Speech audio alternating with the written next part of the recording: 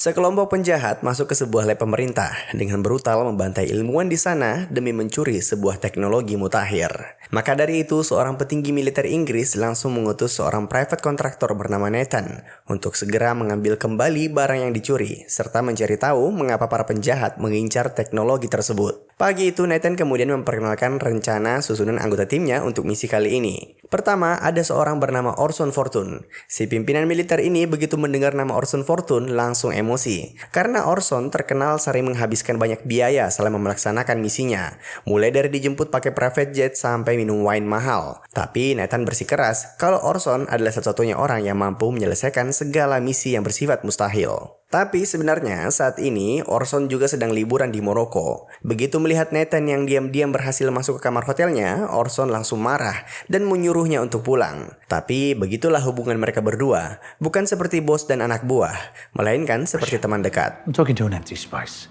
You're going home. We don't know what was stolen. That remains a mystery for you to solve. And I'll see you in 2 minutes. Fine. Lanjut memperkenalkan anggota tim lainnya, Nathan menyewa seorang hacker wanita bernama Sarah Fidel. Lalu yang terakhir ada JJ Davis, seorang anak muda yang sangat berbakat, memiliki berbagai skill yang dibutuhkan untuk misi apapun. Singkat cerita, setelah menjemput Orson di Maroko, mereka berdua terbang menggunakan private jet ke Madrid. Sedangkan Sarah dan JJ sudah sampai lebih dahulu. Sejujurnya, Orson lebih menyukai hacker mereka yang lama bernama John, karena Sarah terlalu banyak bicara. Hello, John. We'll send him some flowers on your Siang itu mereka mulai beraksi. Di bandara tempat mereka berdiam dari tadi, akan tiba seorang pembawa paket dari barang yang kemarin dicuri dari lab. Tak hanya mengambilnya kembali, rencananya mereka akan membuntuti si pembawa paket agar bisa mencari tahu siapakah penjahat yang akan membeli teknologi tersebut. Untuk misi ini, Nathan juga menyewa 2 agen tambahan. Tapi di tengah eksekusi, tiba-tiba 2 agen tersebut terlihat dibuat pingsan oleh orang tak dikenal. Bahkan Sarah juga tak menyadari hal itu, padahal dari tadi telah meretas sistem CCTV Marsha, the bandara. job is yours. Catch him at the counter. Jane? Ternyata itu ulah saingan Nathan bernama Mike. Bersama timnya mereka mengincar paket yang sama. Untung saja Orson dan JJ dengan cepat menyadari hal itu. One.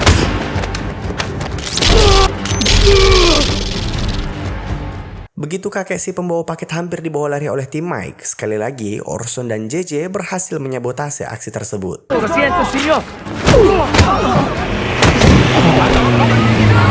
Menegangkannya aksi tadi membuat kakek si pembawa paket terkena serangan jantung. Di saat yang bersamaan mobil mereka masih dibuntuti oleh bawahan Mike. Maka dari itu Nathan segera mencoba mengcopy data yang berada di dalam harddisk. Lagi pula data itu juga terkunci, jadi hanya itu yang mereka bisa lakukan. Waktu pun semakin mepet karena jalur mereka ditutup oleh Mike. Di penghujung hidup dari kakek pengantar paket itu, ia memohon agar Nathan membawa harddisk tersebut ke sebuah kafe sore itu juga. Karena jika tidak, nyawa istrinya dalam bahaya. Mike, nice of you to knock. Singkat cerita, Nathan kemudian mendatangi kafe yang dimaksud dan benar saja, tak lama kemudian seorang pria tak dikenal langsung mengambil koper yang sudah ia letakkan. Sarah menggunakan kemampuan IT-nya berhasil mencari tahu siapakah si pembeli ini, yang ternyata seorang pengacara bagi bandar senjata ilegal ternama bernama Greg Simon. Bahkan Orson juga tak asing lagi dengan nama orang itu. Setelah ditelusuri, Greg ternyata sedang melaksanakan acara amal, khusus bagi para miliuner di kota lain.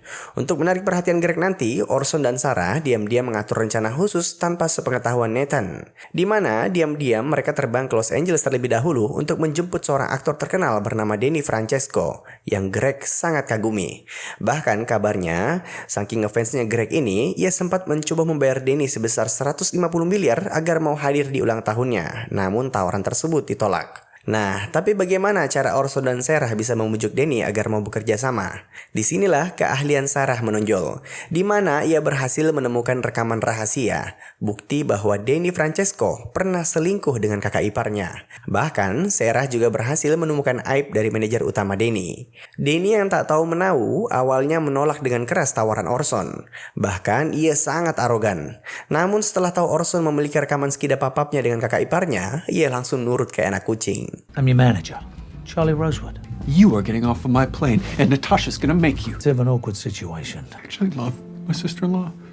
Here's Danny. Dari sana mereka semua terbang menuju Perancis. Lokasi acara amal Greg digelar. Acara diadakan di sebuah kapal yah mewah. By the way, di sini Sarah berperan sebagai pacar dari Danny, sedangkan Orson berpura-pura sebagai manajernya. Is that Danny Francesco? Do you know what? Terlihat Greg yang sedang asik ngobrol dengan miliuner lainnya tiba-tiba langsung menyadari kehadiran dari Danny. Ia sangat senang dan bahkan rela membelikan sebuah kalung senilai 20 miliar hanya sebagai hadiah bagi Danny agar bisa membuka percakapan mereka berdua. By the way, Greg ini juga terkenal suka tertarik dengan pacar dari para aktor terkenal. Makanya pada saat baru kenalan, ia juga tak berhenti merayu Sarah yang ia percaya sebagai pacar Danny. I spent it on Michaela. Suggestion. I'll pretend I didn't hear that. Come on, over to the bar. By the way, kembali ke misi utama. Tujuan mereka menemui Greg yaitu untuk meretas handphonenya. Sayangnya, ponsel itu dipegang oleh asistennya dan dibawa ke sebuah ruangan khusus. Sedangkan mereka semua terpaksa ke arah yang berlawanan karena diajak minum-minum oleh Greg yang terlihat sangat menikmati waktunya bersama Danny. Di saat yang bersamaan, JJ dan Nathan bertugas dari kamar hotel, meretas sistem CCTV kapal dan sebagainya. Terlihat salah seorang anggota Mike kembali muncul di lokasi acara. Maka dari itu, Orson diutus untuk menyingkirkannya, sedangkan Sarah diam-diam menyelinap ke ruang tempat ponsel Greg disimpan. Good little buggy. Sayangnya saat proses peretasan itu dimulai, kehadiran Sarah tercium oleh pengacara dari Greg. Untung saja si Sarah ini pandai bersilat lidah, sebagaimana wanita pada umumnya. Canvas should be a portal into the Yes, Sarah. Good work. Wrap it up. Di saat yang bersamaan, Orson mencoba mendekati bawahan dari Mike dan menawarinya sebuah jam tangan mewah jika dengan senang hati mundur dari misi kali ini. Tapi karena bawahan Mike ini terlalu rakus, Orson pun mengurungkan niatnya. Pertarungan sengit pun tak terhindarkan dan tentu saja si botak overpower ini jelas memiliki kemampuan bertarung yang jauh di atas musuhnya.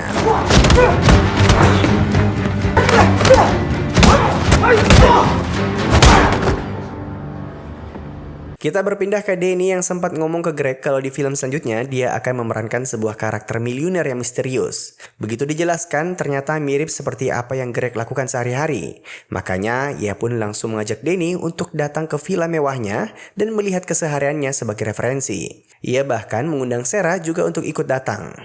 Di tengah percakapan, tiba-tiba sekelompok anggota mafia Ukraina muncul. Mereka adalah klien dari Greg dan kebetulan sangat ngefans dengan Danny. Selagi mereka asik berfoto bersama, terlihat Greg kembali mencoba meroyok Sarah, bahkan secara agresif. Untung saja, Orson tak lama kemudian datang dan mengakhiri misi di atas kapal. That is the way forward. Dari hasil peretasan tadi, mereka berhasil menyadap percakapan Greg dan si mafia Ukraina. Ternyata dialah yang telah mencuri teknologi dari lab yang kita lihat di awal film. Greg sendiri bertugas hanya sebagai makelar ataupun perantara, dan sampai saat ini mereka belum mengetahui siapakah pembeli yang dimaksud. Di lain sisi belum jelas juga teknologi apakah yang telah dicuri oleh para mafia Ukraina ini. Maka dari itu, Orson diutus untuk menyelinap ke kediaman sang mafia untuk meretas komputer mereka.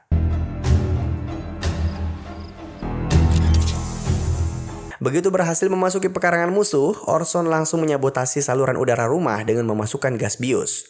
Alhasil, tak butuh waktu lama, semua orang yang berada di dalamnya langsung tertidur lelap. Nah, sebenarnya Orson hanya disuruh meretas laptop si mafia yang berada di dalam berangkasnya. Namun karena tak ingin membuang peluang, ia sekalian merampok seluruh perhiasan dan uang yang berada di markas sang mafia. Find whatever they control, I can control better.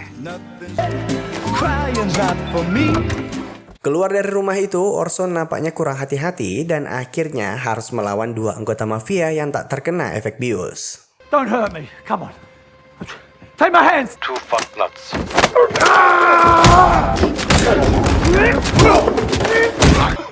No cry for mama. Keesokan paginya, JJ yang berhasil meretas ponsel Greg kemarin berhasil mendengarkan percakapannya dengan dua orang pengusaha teknologi yang ternyata merupakan pembeli dari barang yang telah dicuri. Namun, di percakapan itu belum juga dijelaskan teknologi apa yang akan mereka beli. Nah, karena transaksi besok bersifat sangat rahasia, mereka tak memberitahu lokasi transaksi melalui telepon.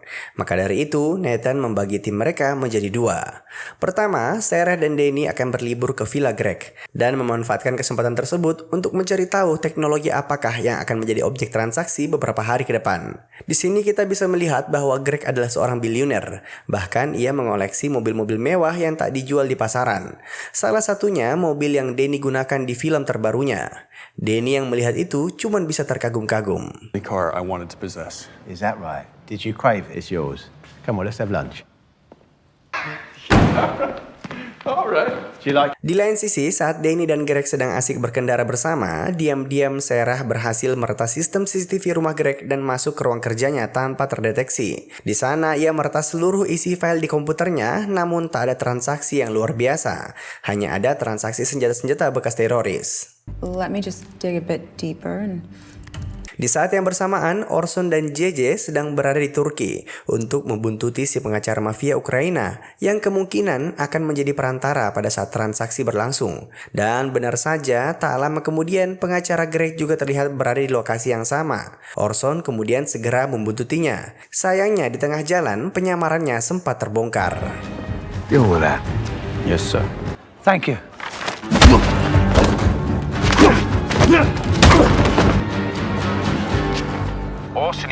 Selama pengejaran, JJ berhasil memblokir setiap pesan dan panggilan yang pengacara Greg coba lakukan. By the way, pengacara Greg ini bernama Harris, dan Orson sempat kesulitan untuk menangkapnya karena ia kabur menggunakan motor.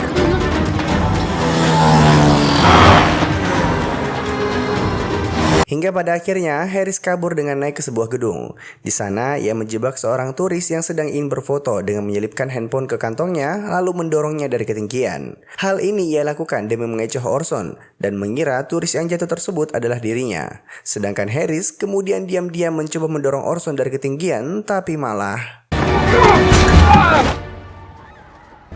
Is he in the back? Yeah, he's in the back. Malam itu, Nathan akhirnya diberitahu oleh sang petinggi militer Inggris bahwa teknologi yang telah dicuri oleh para mafia Ukraina kemarin ternyata merupakan sebuah AI ataupun kecerdasan buatan yang sangat mutakhir dan memiliki kemampuan untuk meretas sistem apapun di muka bumi ini. Bahkan mampu meretas sistem pertahanan negara hingga mengaktifkan serangan nuklir. Berdasarkan data yang mereka curi dari ponsel Harris, transaksi infonya akan dilaksanakan besok, di mana keesokan paginya beberapa orang utusan dari mafia Ukraina akan datang ke hotel dan menjemputnya. Di sini terpaksa Orson berpura-pura sebagai Harris, sedangkan JJ berhasil memasang alat pelacak di mobil para mafia dan mengikutinya dari belakang. So far, so good. Okay. Singkat cerita, Orson dibawa ke sebuah lokasi khusus, sedangkan JJ mengambil posisi dan berusaha melindungi Orson dari jauh menggunakan sebuah sniper. Tak lama kemudian, seorang perwakilan dari mafia Ukraina kembali muncul. Kali ini, dialah yang membawa teknologi AI yang telah dicuri. Tapi, untuk memastikan keaslian teknologi tersebut, dibutuhkan 15 digit kata kunci yang hanya diketahui oleh Greg. Maka dari itu, Orson menelpon Greg untuk meminta kata kunci tersebut. Eits, jangan panik. Karena saluran telepon mereka ini telah diretas oleh Sarah. Dengan kecerdasannya, ia mampu mengubah suara Orson dan terdengar seperti suara Harris. Maka dari itu, Greg tak menaruh curiga sama sekali. Dan bahkan belum sadar kalau Harris telah tewas. Tapi kembali muncul masalah, di mana akibat peretasan yang Sarah lakukan, seorang bawahan Greg yang juga ahli IT menyadari kalau jaringan mereka telah diretas. Untung saja para bawahan Greg itu sadar setelah Orson telah berhasil menyelesaikan transaksinya. Dari sana, Sarah dan Danny kemudian berusaha kabur keluar dari istana Greg. Oh, it's a selfie. Okay. Oscar, you stop Danny Francesco. Di lain sisi, penyamaran Orson tiba-tiba terbongkar karena salah seorang bawahan dari mafia Ukraina itu ternyata adalah orang yang sempat ia hajar kemarin pas merampok. Untung saja JJ dengan kemampuan snipernya berhasil melindungi Orson.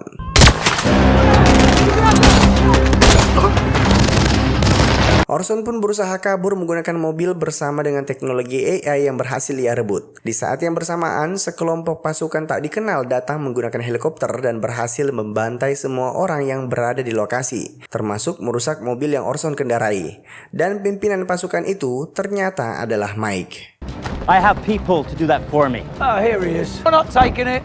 I'm giving it to you. Kita berpindah ke JJ yang memantau dari jauh. Ia menyadari kalau anggota Mike terlihat janggal karena tak hanya ingin merebut teknologi AI, ia juga terlihat membantai para mafia Ukraina yang tak bersalah. Bahkan diam-diam Mike juga meminta para bawahannya untuk membunuh Orson sebelum kabur dari lokasi. There's something strange going on up here. They're gonna kill you, no? Shoot 'em first, then. Sarah dan Danny masih dalam proses kabur dari kejaran pasukan Greg. Mereka berdua berusaha memberikan perlawanan dengan senjata yang terbatas, hingga berhasil membuat salah satu mobil musuh jatuh ke jurang.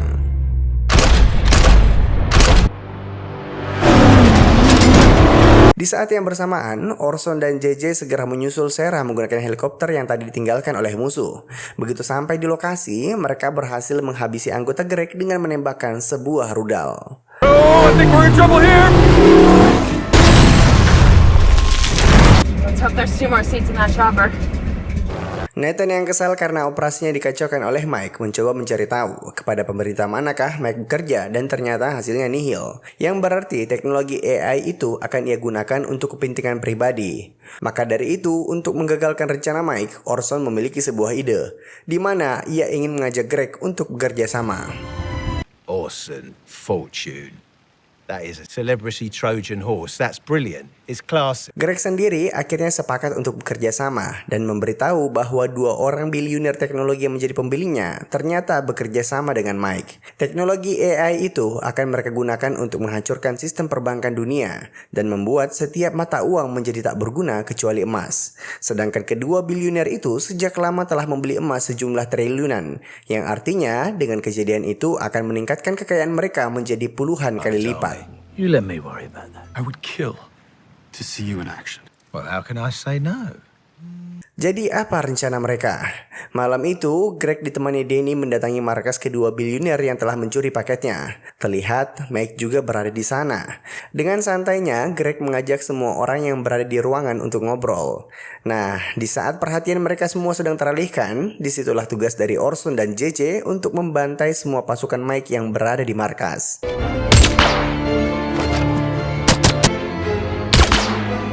Now you clear. Silence and dark. Kita kembali ke Greg yang terlihat santai tapi sebenarnya sangat marah ke kedua bilioner yang batal menjadi kliennya. Greg kemudian memperlihatkan bagaimana akibatnya jika seseorang berani mempermainkannya. Have ever refused to pay me? 1.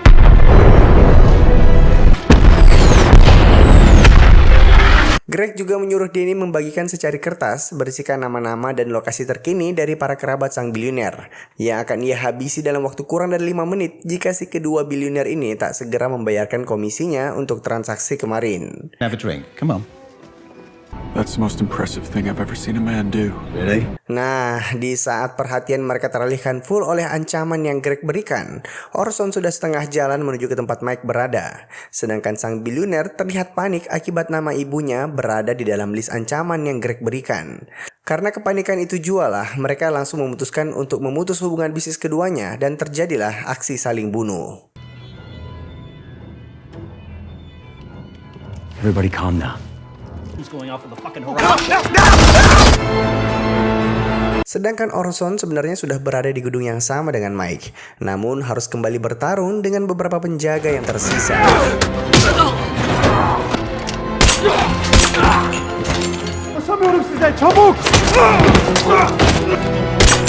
Begitu Orson tiba di atas, Mike mencoba menyerangnya dari belakang. Namun, Sarah yang memantau ruangan menggunakan drone berhasil memperingatinya. 1. I need the fucking case!